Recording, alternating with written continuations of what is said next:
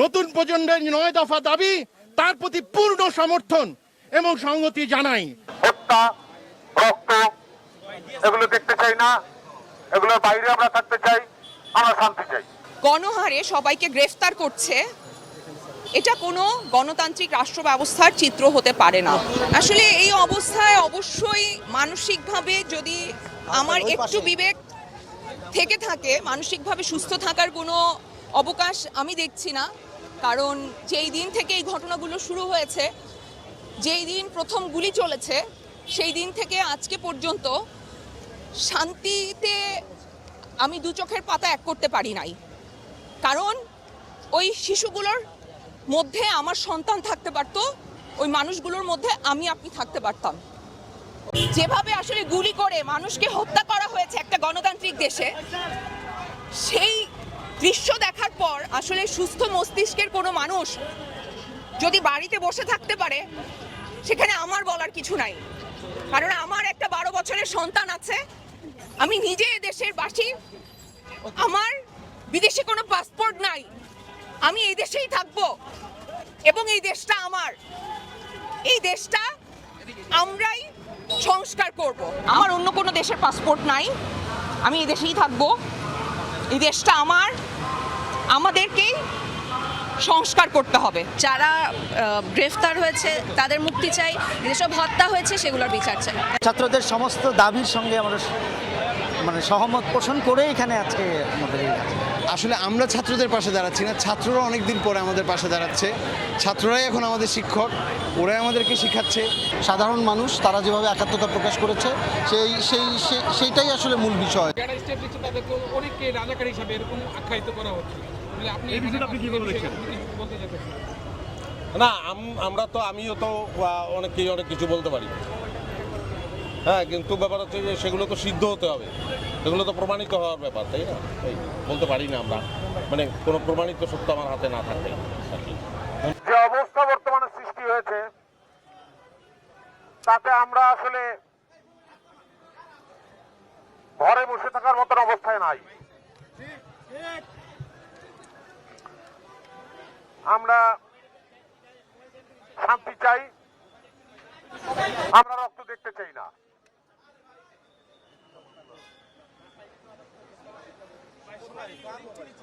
আমরা সকল নির্যাতন, গোলাগুলি, হত্যা, রক্ত এগুলো দেখতে চাই না, এগুলোর বাইরে আমরা থাকতে চাই, আমরা শান্তি চাই। আমাদের পক্ষে আর কিছু সম্ভব না। আমরা এখন দায়িত্ব দিয়েছি নতুন প্রজন্মের কাছে। আমরা সুবিধাবাদী লুম্পেন আমাদের দিয়ে হবে না, হবে এই নতুন প্রজন্ম দিয়ে, এবং তারাই পরিবর্তন আনবে। তাই নতুন প্রজন্মের 9 দফা দাবি তার প্রতি পূর্ণ সমর্থন এবং সংহতি জানাই এদেশের সমস্ত তরুণদের যারা মাঠে এই মুহূর্তে আন্দোলন করছে। দাবি জানাই বিচার বিভাগের তদন্তের মাধ্যমে প্রতিটা হত্যার বিচার করা হোক, এটা আমরা বলেছি। এবং দাবি জানাই সমস্ত স্কুল কলেজের ছাত্র, আজকাল কি কলেজের স্টুডেন্ট আমার ডাইরেক্ট স্টুডেন্টকে তুলে নিয়ে গেছে। কেন তুলে নিয়ে গেছে আমি জানি না। আমি 3 বছর যাবৎ আমার বিশ্ববিদ্যালয়ে তাকে দেখেছি। সে একটা সাধারণ ছেলে, সে সাধারণ চিন্তা করে। সুতরাং তাদের কাছে সাদা এবং কালো পরিষ্কার।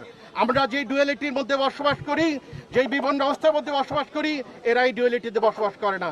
এই নতুন প্রজন্মকে স্বাগতম এবং নতুন প্রজন্মের সমস্ত দাবি, ছাত্রদের সমস্ত দাবি মেনে নেওয়া হোক। এইভাবে শিশুদের, ছাত্রদের প্রাণ যেন না যায়, এটা খুবই দুঃখজনক ঘটনা। যে কোনো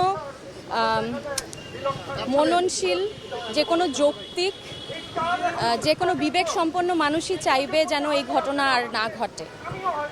আমি নিজে শিশুদের নিয়ে এবং শিক্ষার্থীদের নিয়ে কাজ করেছি আমার সারাটা জীবন। এটা খুব দুঃখজনক যেটা হয়েছে। আমরা চাই যে সেটা সুষ্ঠু বিচার হোক। যে নৈরাজ্য, যে ছাত্রদের নির্বিচারে হত্যা করা হয়েছে সেটার প্রতিবাদ এবং সেটা সুষ্ঠু বিচার যেন হয় সেটা নিশ্চিত করার জন্য আসলে আমরা সবাই রাস্তায় দাঁড়িয়েছি। এটা যতদিন মাথায় থাকবে ততদিন পর্যন্ত আমরা শান্তিতে ঘুমাতে পারবো না।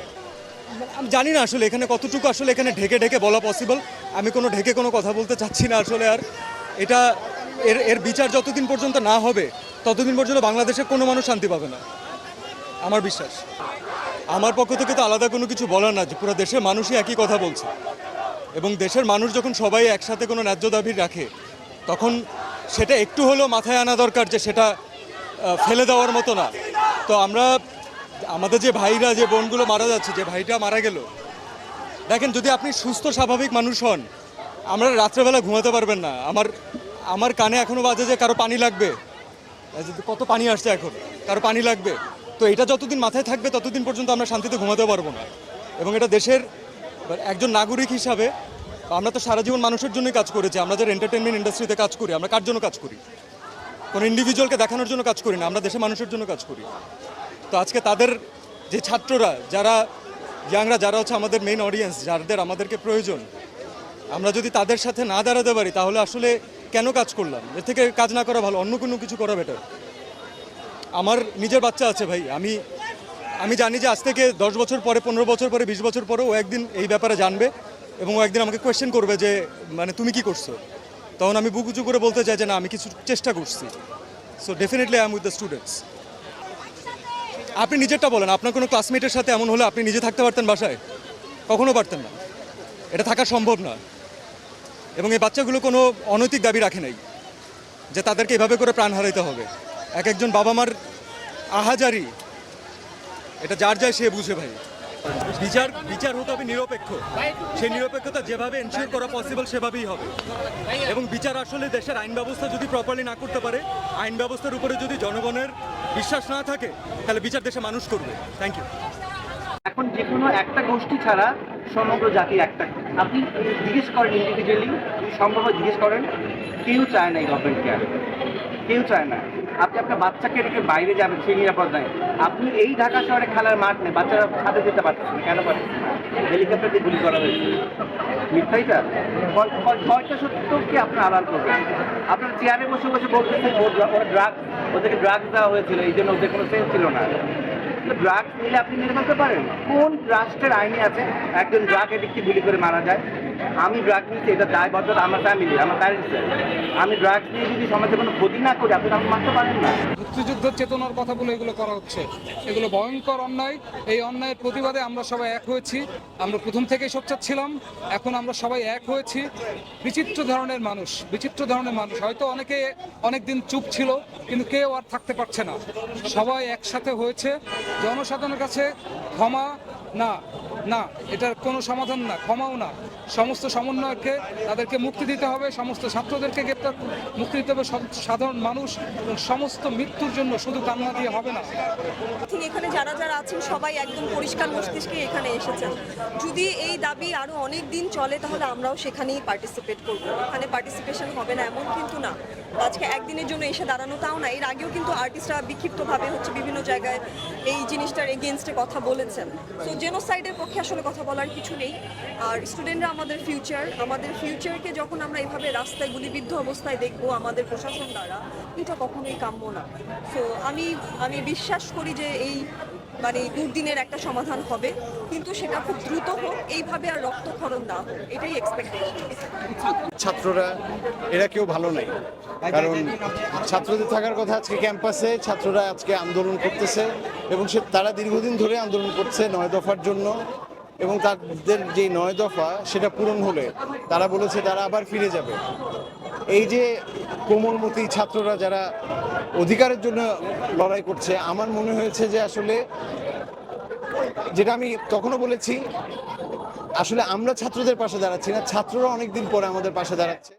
ছাত্ররাই এখন আমাদের শিক্ষক, ওরাই আমাদেরকে শেখাচ্ছে যে কিভাবে ন্যায়ের জন্যে, বৈষম্য কমাতে, একটা সামাজিক সম্মান নিয়ে এই সমাজে থাকা যায়, একটা মানবিক রাষ্ট্র করা যায়।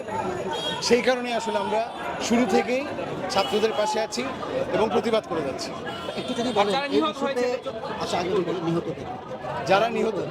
যারা নিহত হয়েছে তাদের জন্য হচ্ছে কি আমার একটা বড় করে স্যালুট, কারণ জীবন দিয়ে তারা যেই ত্যাগটা করে গেছেন, তাদের পরিবার, যারা মারা গেছেন তাদের পরিবার, তাদের ত্যাগের সাথে আসলে আর কারো কোনো রকম ত্যাগের কোনো তুলনা হবে না। আমরা অলরেডি বলেছি যে যুগে যুগে এরকম শহীদ জন্মায়, এখন এরকম শহীদ মুগ্ধ, শহীদ সাই এরা তৈরি হয়ে গেছে এবং ওরা আসলে আমাদেরকে নতুন দিনের পথ দেখাচ্ছে, যার কারণে আমরা আজকে রাস্তায়।